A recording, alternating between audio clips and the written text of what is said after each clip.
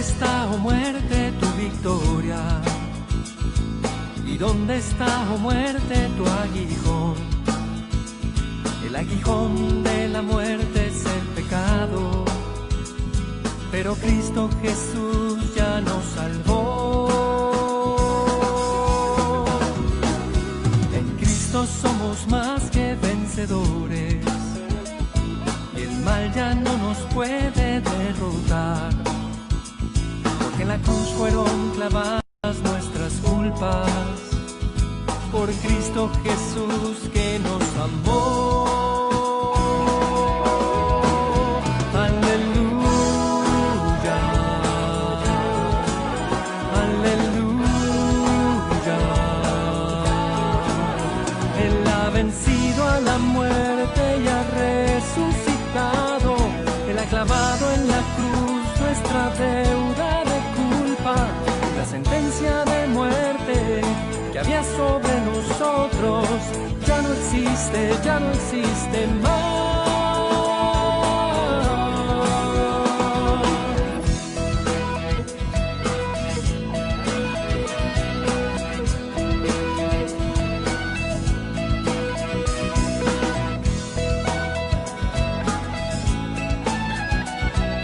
¿Dónde está, oh muerte, tu victoria? ¿Dónde está, oh muerte, tu aguijón? El aguijón de la muerte es el pecado, pero Cristo Jesús ya nos salvó. En Cristo somos más que vencedores. A partir del lunes 11 de mayo, sigue nuestras transmisiones diarias por el canal de YouTube y Facebook del CDA. Solo la misa dominical se transmitirá por la página de Facebook de la Arquidiócesis de Monterrey. Recuerda suscribirte al CDA, Canal Digital Arquidiocesano.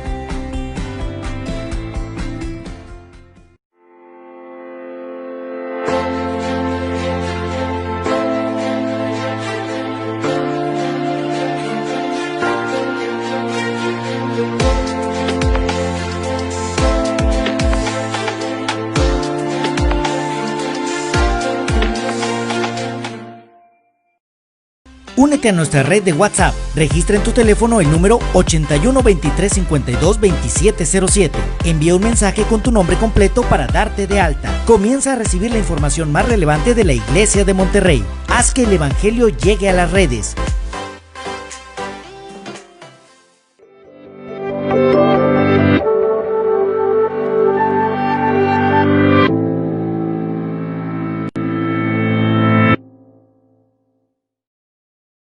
Buenas tardes, comunidad arquidiocesana de Monterrey y también comunidad parroquial de Nuestra Señora de San Juan de los Lagos de Monterrey. Seguimos en la semana vocacional previa a la ordenación del diácono Edgar del Río Reina, que con el favor de Dios, el próximo sábado a las 11 de la mañana será ordenado sacerdote. Estamos en el tercer día de nuestro programa. Hoy estamos transmitiendo desde el Seminario Menor de Monterrey, casa donde inició su formación sacerdotal, el diácono Edgar del Río. El tema de hoy, como lo habíamos mencionado antes, será el sacerdocio en la carta a los Hebreos. Para ello nos acompaña el padre Jaime Jesús Garza Morales, que con el favor de Dios, el próximo mes de agosto le estará cumpliendo 6 años de sacerdote.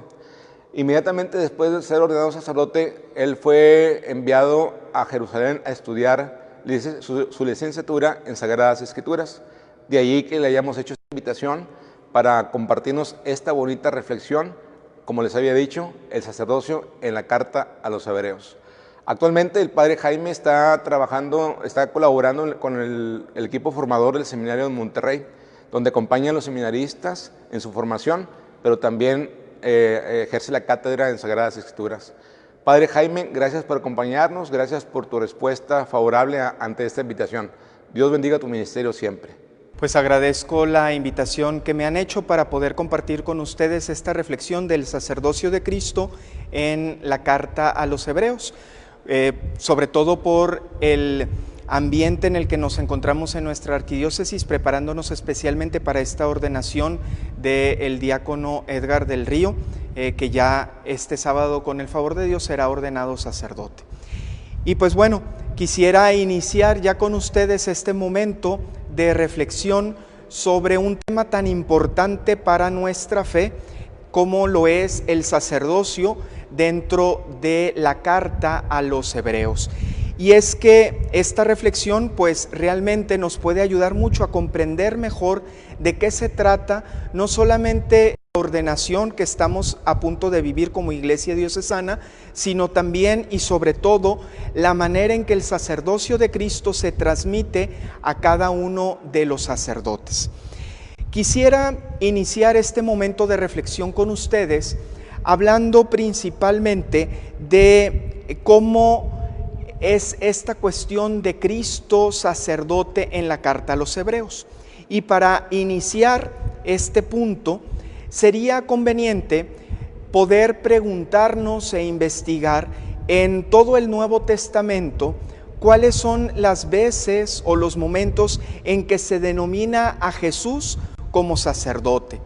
Y si tomamos todo el Nuevo Testamento, para poder comenzar esta indagación acerca de la presentación de Jesús como sacerdote, pues comenzaríamos a percatarnos que realmente no existe, exceptuando la carta a los hebreos, ningún otro documento neotestamentario en el cual se hable explícitamente de Jesús como sacerdote. Es más, el Evangelio de Lucas, por ejemplo, aunque emparenta a Jesús con el linaje sacerdotal al hacer de su madre María prima de Isabel, que es esposa de Zacarías, el cual sí es sacerdote, aún de esta forma difícilmente pudiéramos asegurar que Jesús es sacerdote, porque el linaje sacerdotal se transmite en el pueblo judío por medio de la sangre, y Jesús no está emparentado de ninguna manera con Zacarías, que es el sacerdote con el que empieza el Evangelio de Lucas. Por lo tanto, no existe ningún lugar, una manera en que nosotros pudiéramos decir que Jesús es sacerdote, al menos desde el punto de vista judío. Al final debiéramos decir que Jesús es más bien un laico y que no pertenece al linaje sacerdotal desde el punto de vista judío, como ya lo decía. Sin embargo, si empezáramos a indagar un poco más en profundidad, descubriríamos que en algunos pasajes de los evangelios Jesús tiene algunos signos y algunos rasgos sacerdotales. Descubriríamos que en algún milagro, en algunas palabras, en algunas acciones de Jesús, se pudiera descubrir de alguna manera un gesto sacerdotal. Pero hablar propiamente de Jesús como sacerdote sería muy difícil asegurarlo. Sin embargo, la carta a los hebreos, una carta dentro de los 27 libros del Nuevo Testamento, pues habla precisamente de Jesús como sacerdote. Y es allí donde radica la originalidad de esta carta. La carta a los hebreos tiene su ministerio, su predicación especial, sobre todo en el hecho de decir y asegurar que Jesús es sacerdote. Y a partir de ahí, el autor de la carta a los hebreos comienza a realizar una serie de reflexiones para asegurar y mostrar esta idea, cómo Jesús es sacerdote, es el sumo sacerdote eterno y verdadero. Y ahí radica, como decía al inicio, la originalidad de la carta, porque como ya lo decíamos, pues en ningún otro texto del Nuevo Testamento vamos a encontrar algo similar. La carta a los hebreos afirmará repetidamente que Jesús es sacerdote, y no solo un sacerdote, sino que Jesús es el sumo sacerdote de una nueva alianza que hace posible la reparación total de los pecados. Y esta originalidad de la carta a los hebreos radica principalmente en la manera en que el autor de este texto hace su reflexión y lo pone por escrito. Y es que no se trata de que el autor a la carta a los Hebreos haya querido imaginar a Jesús como sacerdote y entonces haya dicho, voy a poner esa idea en un escrito para el Nuevo Testamento. No es así. Más bien, el autor de la carta a los Hebreos logra leer sobre todo el relato de la pasión de nuestro Señor Jesucristo desde un punto de vista que nunca antes se había leído, al menos en la primera comunidad cristiana. Y a partir de esta lectura que el mismo autor de la carta a los Hebreos hace del relato de la pasión, va descubriendo por inspiración del Espíritu Santo cómo Jesús se presenta como un sacerdote. Y entonces, al leer el relato de la pasión, y con relato de la pasión no me refiero a un evangelio en particular, sino al relato de la pasión en conjunto de todos los evangelistas, cuando el autor de la carta a los Hebreos comienza a hacer esta lectura, se empieza a dar cuenta que en el dolor, en el sufrimiento, en las humillaciones de Cristo, en el perdón, en la compasión de nuestro Señor, en su muerte, en su entrega de vida y sobre todo en su glorificación resucitando de entre los muertos, se encuentran presentes rasgos sacerdotales. Es más, se encuentra presente el rasgo fundamental y esencial que de ninguna otra manera se había podido realizar en la antigua alianza. Y entonces es donde el autor de la carta a los Hebreos, haciendo esta hermenéutica del relato de la pasión, logra descubrir que Jesús es el sumo y eterno sacerdote de una alianza nueva y eterna. Y el sacerdocio entonces comienza a tener un nuevo significado, porque Cristo se lo ha dado, porque la muerte y resurrección de nuestro Señor realiza una transformación en el ámbito sacerdotal sacro que hace posible que comience una nueva reflexión en la comunidad cristiana. Y por ello, el autor de la carta a los Hebreos comienza a hacer esta afirmación en su reflexión. Esta originalidad y esta forma de lectura del autor se hace posible sobre todo porque la vivencia de la comunidad cristiana, de los destinatarios a los cuales el autor está escribiendo, es de una situación de dificultad, de adversidad. Nos encontramos en un tiempo en el que la comunidad cristiana es perseguida. Aquí deberíamos de comenzar a analizar si es perseguida o antes del año 70 o después del año 70, porque sería o por parte de los judíos o por parte del Imperio Romano, pero no quiero entrar en estos puntos álgidos sobre el momento en que es escrita esta carta. Más bien me quisiera centrar sobre todo en el hecho de que de una u otra forma la comunidad está siendo perseguida, está siendo sacrificada, y entonces eso hace posible que el autor, viviendo esta realidad, pueda hacerse más sensible al dolor y a la pasión de nuestro Señor Jesucristo para poder lograr así hacer esta reflexión. No quisiera ahondar más en este punto, sino comenzar a tocar algunos pasajes específicos de la carta a los Hebreos para comenzar a reflexionar desde el texto sagrado cómo el autor de la carta comienza a realizar su reflexión. Solo quisiera decir que por ello no me voy a meter ni en el autor, ni en el lugar de composición, no me voy a meter en todas estas indagaciones que, aunque ayudan para hacer una mejor lectura del texto sagrado, pues el tiempo sobre todo no nos daría oportunidad para realizar todas esas puntualizaciones. Más bien entramos ya a la lectura de algunos textos que nos van a ir guiando en esta reflexión.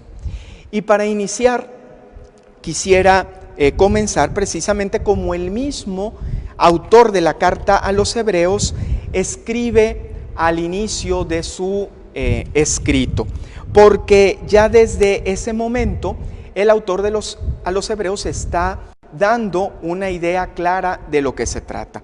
Voy a leer Hebreos capítulo 1, los primeros 4 versículos. en la Biblia de la Iglesia en América dice: muchas veces y de muchas maneras Dios habló en la antigüedad a nuestros padres por medio de los profetas. Y ahora en este tiempo final nos habló por su Hijo, a quien constituyó heredero de todas las cosas, por quien también hizo todo cuanto existe. Él es el resplandor de la gloria de Dios, semejanza perfecta de su ser, quien sostiene el universo con su palabra poderosa.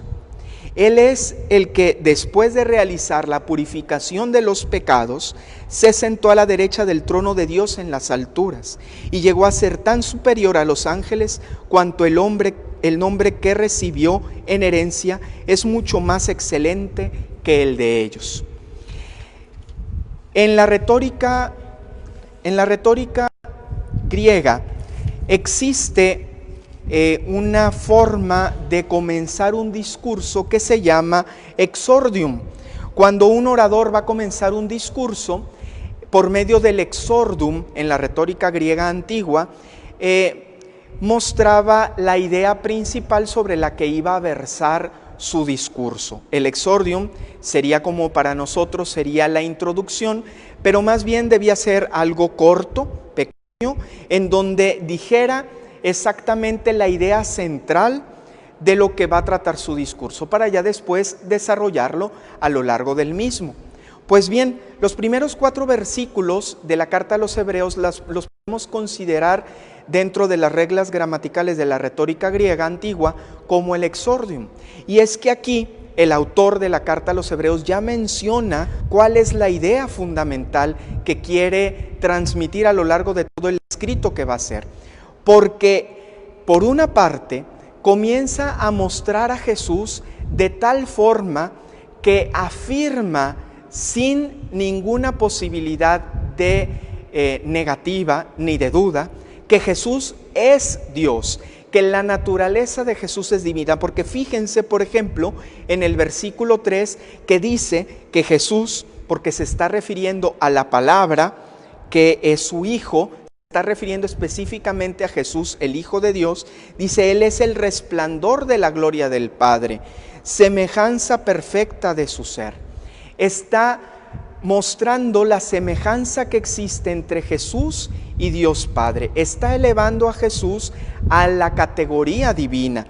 Desde un texto tan antiguo, en el siglo I, como es la carta a los Hebreos, ya existe en la fe de la primera comunidad cristiana la creencia total en la divinidad de Jesús. Y a este Jesús, que es el Hijo de Dios, que está sentado a la derecha del trono de Dios, es más, en el versículo escribe ya explícitamente que llegó a ser superior hasta a los ángeles, es decir, ya es una categoría divina, ya no hay duda que Jesús es Dios. A ese Jesús se le da otra característica principal. Y al final del versículo 3 se afirma que es el que, después de realizar la purificación de los pecados. ¿Quién es el que puede realizar una purificación de los pecados? En el Antiguo Testamento, quienes llevaban a cabo el ministerio de la purificación de los pecados eran únicamente y solo los sacerdotes. Cuando el autor de la carta a los Hebreos afirma que Jesús logró llevar a cabo la purificación de los pecados, está por lo tanto afirmando que realizó una acción que le pertenece solo a un sacerdote y por lo tanto Jesús es sacerdote. En estos 4 versículos entonces se tiene la claridad de que en todo lo que va a escribir en la carta a los Hebreos nos va a estar indicando como idea principal que Jesús, siendo el Hijo de Dios, es al mismo tiempo sumo y eterno sacerdote que logra la purificación de los pecados. Pero antes de proseguir, pudiéramos hacernos una pregunta que nos ayudaría mucho, y es: ¿cuál es la manera en que se llevaba el sacerdocio en el Antiguo Testamento? ¿Cómo es que antes de Cristo, pues el pueblo de Israel, el pueblo judío, llevaba a cabo el ministerio sacerdotal? Y para contestar esa pregunta, pues la pregunta también obvia que nos debe llegar a nuestra mente, pues es preguntarnos: ¿qué es un sacerdote? ¿quién es un sacerdote? ¿Cómo reconocemos a un sacerdote? Y la carta a los Hebreos nos da una respuesta muy clara. En el capítulo 5, versículo 1, la carta a los Hebreos dice: todo sumo sacerdote es tomado de entre los hombres y puesto al servicio de los hombres en las cosas que se refieren a Dios, a fin de ofrecer dones y sacrificios por los pecados. Aquí se nos explicita qué es un sacerdote y se nos explicita dándonos una elección, una tarea constitutiva y dos ministerios principales. Porque un sacerdote es un hombre, un ser humano, es tomado entre los seres humanos. Es decir, la primera constitución y necesidad de un sacerdote es que sea un ser humano igual que aquellos a los que va a servir como sacerdote. Por eso dice, es un hombre tomado de entre los hombres. Y luego viene la tarea constitutiva de lo que es un sacerdote. Si nos preguntáramos, ¿qué es lo constitutivo, característico, esencial de un sacerdote? Dice el autor de la carta a los Hebreos, está en las cosas que se refieren a Dios. Es un hombre tomado de entre los hombres que va a tener como característica constitutiva realizar todas las cosas que se refieren a Dios. Realizar de alguna manera la acción, digámoslo así, de abogacía, por medio de la cual el sacerdote va a ser un puente entre Dios y los seres humanos. Eso es lo constitutivo de un sacerdote. Y pudiéramos decir, bueno, ¿y para qué? Porque al final yo me puedo acercar a Dios. Yo puedo pedirle a Dios para que pues me escuche y esté conmigo. Ciertamente, sin embargo, quisiera poner este ejemplo. Imagínense en un salón de clases en donde los alumnos desean conseguir del maestro pues alguna cuestión favorable para ellos, ya sea que les quiten algún examen, ya sea que los exenten, no sé, imaginemos cualquier cosa que un grupo de alumnos en un salón de clases quiere conseguir de su maestro. Los alumnos saben que si todos van y atiborran al maestro para pedirle eso, pues seguramente no los va a escuchar, sobre todo porque tal vez algunos van a hablar de más, algunos van a hacer enojar al profesor, etcétera, etcétera. Entonces, ¿estos alumnos qué hacen? Pues vamos a elegir, pensarán, a uno que vaya con el profesor y le pida lo que nosotros queremos. ¿A quién van a elegir? Van a elegir a alguien que sea responsable, van a elegir a alguien que tenga una buena relación con el profesor, van a elegir a alguien que sepan, que sabe cómo puede abogar por ellos y que realmente él también, sobre todo, necesita de lo mismo que van a pedir, alguien que también requiera lo que está pidiendo. Eso es un sacerdote tomado de entre los hombres, elegido entre la misma comunidad, va a pedir a Dios en las cosas que hacen referencia a Él. ¿Y cómo lo va a hacer? Dice al final del versículo 1, ofreciendo dones y sacrificios por los pecados. De hecho, en el libro de Levítico, que es un libro del Antiguo Testamento en donde nosotros podemos encontrar claramente esto, afirma, por ejemplo, en Levítico capítulo 9, versículo 7, que dice: Moisés dijo a Aarón, acércate al altar y ofrece tu sacrificio por el pecado y tu holocausto. Presenta la expiación por ti mismo y por tu familia. Presentarás también la ofrenda del pueblo y harás expiación por ellos como lo mandó el Señor. Es decir, un sacerdote, al final de cuentas, es alguien que va delante de Dios a ofrecer sacrificios para pedir el perdón de los pecados del pueblo.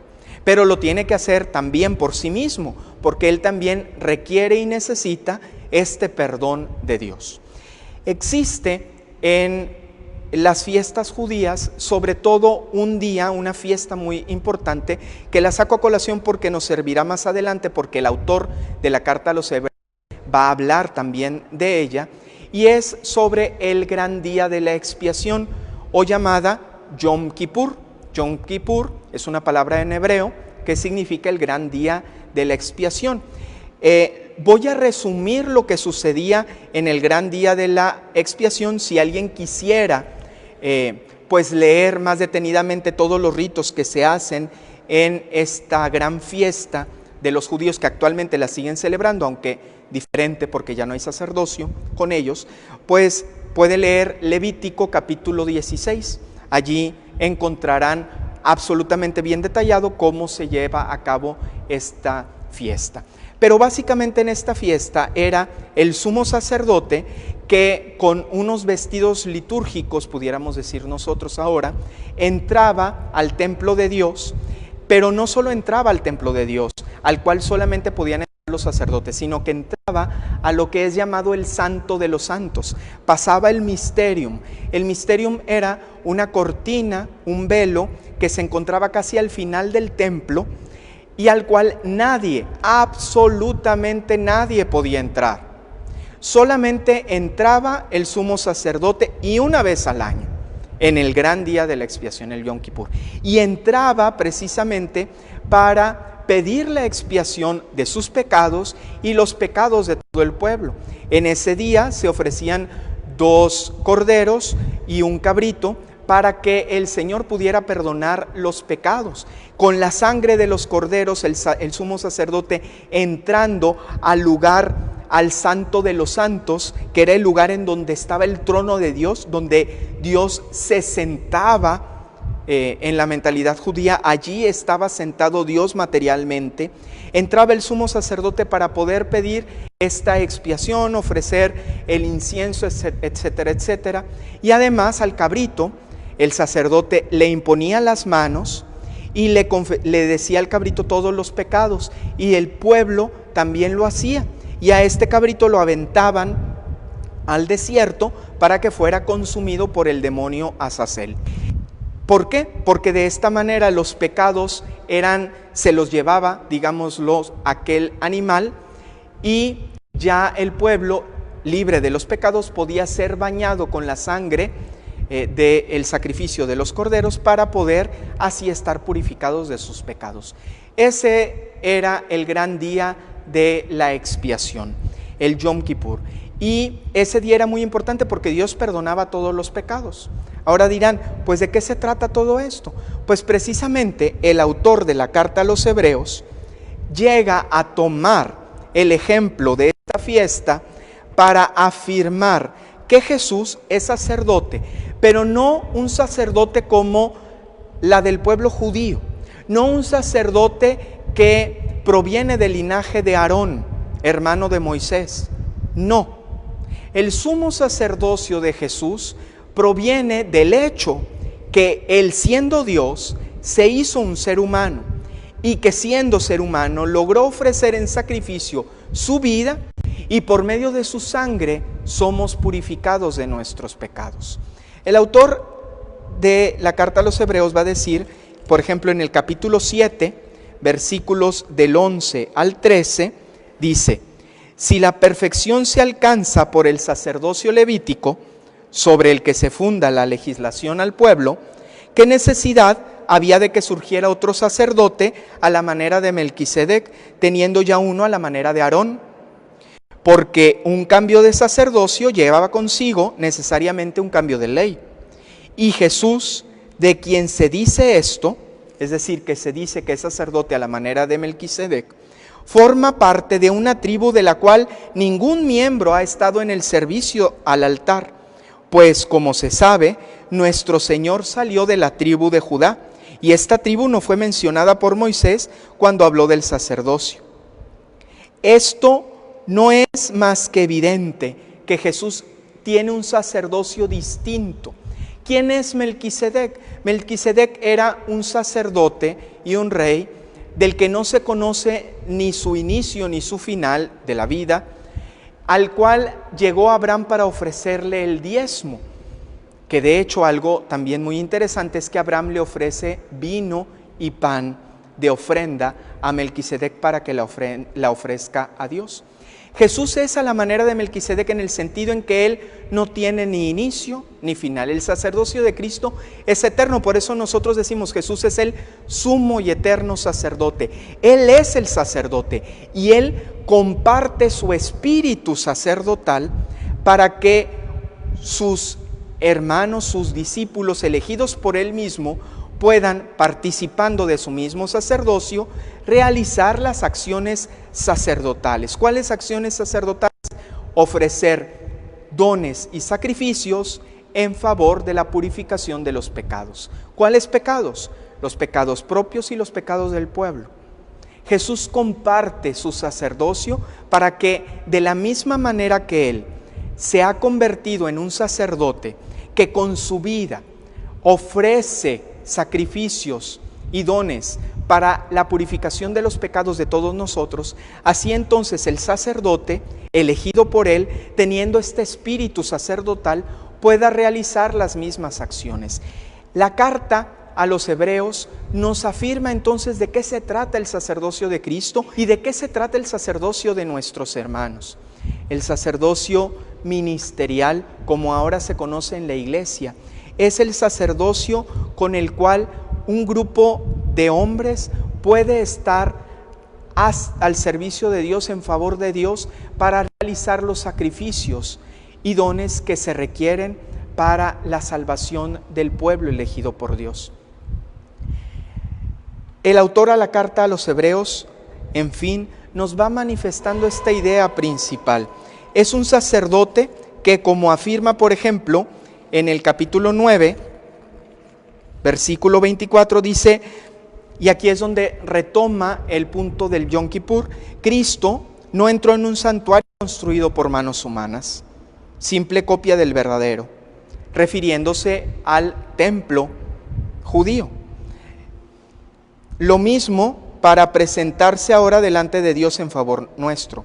Y no entró, dice el capítulo 25, para ofrecer muchas veces a sí mismo, al igual que el sumo sacerdote entra al santuario cada año, porque Él no requiere, continuará afirmando el autor de los Hebreos, está realizando esta acción sacrificial. No necesita hacerla muchas veces, no necesita hacerla una vez cada año. Jesús entró en un santuario no construido por manos humanas, que es su propio cuerpo, por medio del árbol de la cruz. Entra para restablecer la alianza, una alianza que ahora es nueva, y al restablecerla lo hace por medio, no llevando sangre de aquellos animales que ofrecían en el altar, sino portando su propia sangre en la cruz, para que esa sangre sea la que lave de los pecados a todo el pueblo. Y no necesita hacerlo muchas veces, porque su sangre es divina, su sangre es perfecta, su sacrificio es eterno, y por eso ya no se requiere hacer mucho más.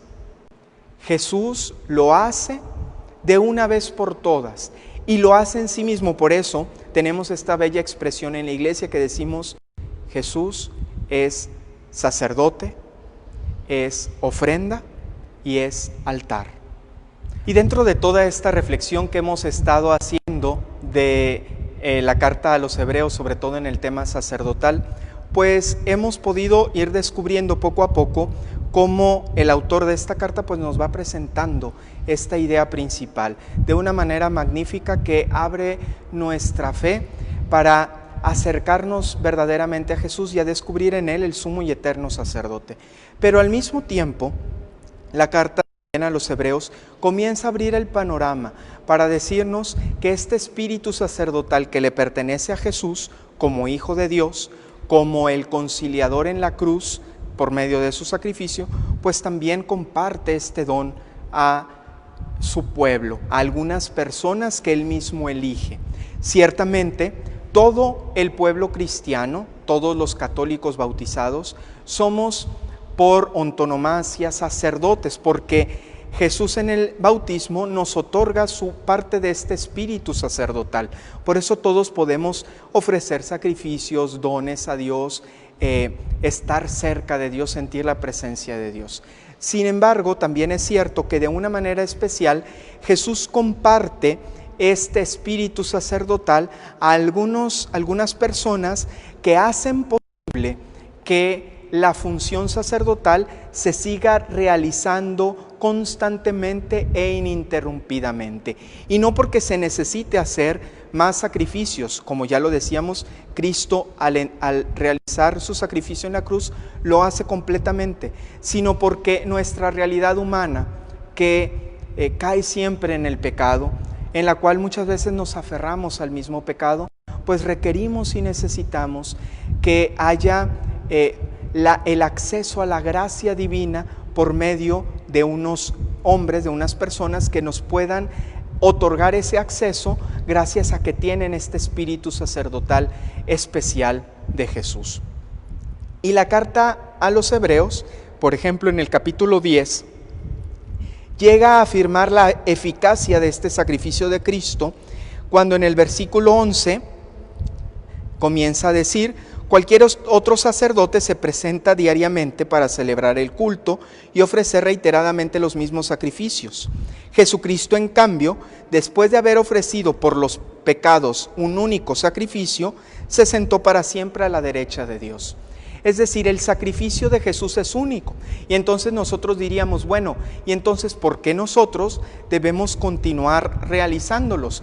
Pues precisamente porque nuestra condición de pecado requiere que reiteradamente se nos esté otorgando el acceso a esta gracia, que cuando pecamos, que cuando nos alejamos de Dios, pues la perdemos. Y entonces el espíritu sacerdotal de Jesús se da a ciertas personas que nos dan el acceso a esa gracia.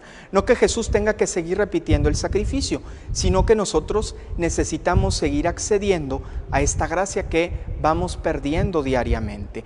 Y esa es la función sacerdotal de un hombre en el ministerio propiamente del culto sacerdotal. Un sacerdote es aquel que nos hace posible el acceso a la gracia de Dios. Un sacerdote es aquel que hace presente el revivir, el reconocer ese amor misericordioso que Dios nos tiene hecho en el sacrificio de la cruz y que viene a nosotros para darnos la total plenitud de nuestra vida. Necesitamos constantemente estar siendo acercados al altar de Dios, a la gracia de Dios. Eso hace un sacerdote, y por eso es tan importante el sacerdocio en nuestra fe cristiana católica, porque el sacerdote es el que nos recuerda esta gracia infinita que Dios Padre nos tiene por medio de su Hijo Jesucristo a través del Espíritu Santo. Y ya por último, sería conveniente preguntarnos, bueno, ¿y cómo se participa de este sacerdocio? ¿Cómo es la participación del sacerdocio? En el capítulo 10, casi al final, en los versículos del 36 al 39, dice que porque dentro de muy poco tiempo el que tiene que venir llegará, y mi justo vivirá por la fe, pero si vacilante se echa para atrás ya no agradará. Dice, nosotros en cambio no somos de los que vacilantes se echan para atrás para su perdición, sino somos de los que buscan salvar su vida por medio de la fe. Y a partir de ahí el autor de la carta a los Hebreos, en el capítulo 11, comenzará a decir todas las personas que en la historia de la salvación han manifestado la fe, y que esa fe ha sido la que ha hecho posible tener ese acceso a Dios. Porque entonces el acceso a Dios, al sacerdocio de Cristo, lo tenemos a través de la fe. Por la fe, Edgar, que el sábado va a ser consagrado en la celebración eucarística del orden sacerdotal, por la fe él será aceptado por Dios para que del espíritu sacerdotal de Cristo sea partícipe él también. La fe de la comunidad presente, de todos nosotros, hará que ese sacerdocio, que ese espíritu sacerdotal que se le compartirá a él, pueda fructificar en su vida. La fe será la que nos irá llevando para que también cada uno de nosotros podamos ofrecer nuestros dones y sacrificios a Dios, porque al final todos tenemos parte de este ministerio sacerdotal. De eso se trata el sacerdocio de Cristo, y creo que la carta a los Hebreos es un documento que nos abre el panorama ante la importancia y la grandeza del don sacerdotal en nuestra vida de fe.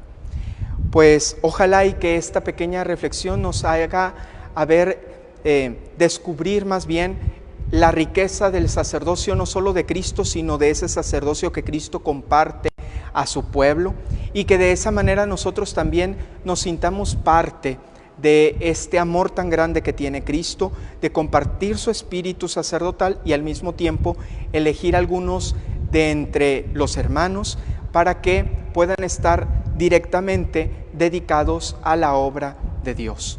Pues que el Señor nos ayude, y yo los invitaría a que la carta a los Hebreos sea una lectura en nuestra vida espiritual para poder leerla con calma en nuestra casa en los momentos que tengamos libres, y de esa manera podamos nosotros ir descubriendo la riqueza del mensaje que la carta a los Hebreos tiene para nosotros. Pues muchas gracias, reitero el agradecimiento por la invitación que se me ha hecho, y ojalá y que este momento haya sido un momento que nos haga reflexionar y que nos haya movido el espíritu para poder ir a la Sagrada Escritura y nosotros también comenzar nuestra reflexión en torno a la palabra de Dios. Que la palabra de Dios siga siendo luz en nuestra vida y en nuestros pasos, y que nos siga iluminando para seguir caminando hacia el reino de Dios. Dios los bendiga, muchas gracias. Padre Jaime, reiteramos nuestra gratitud. Gracias por esta bella reflexión que nos has compartido a la luz de la palabra divina. Y querida comunidad arquidiocesana de Monterrey, querida comunidad de San Juan de los Lagos y San Nicolás, recuerden que el día de mañana, con el favor de Dios, tendremos la hora santa, donde oramos por todas las vocaciones y de manera particular por la vocación del diácono Edgar del Río Reina.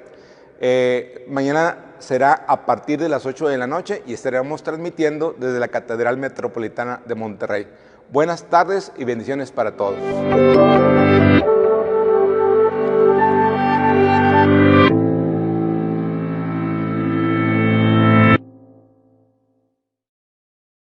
A partir del lunes 11 de mayo, sigue nuestras transmisiones diarias por el canal de YouTube y Facebook del CDA. Solo la misa dominical se transmitirá por la página de Facebook de la Arquidiócesis de Monterrey. Recuerda suscribirte al CDA, Canal Digital Arquidiocesano.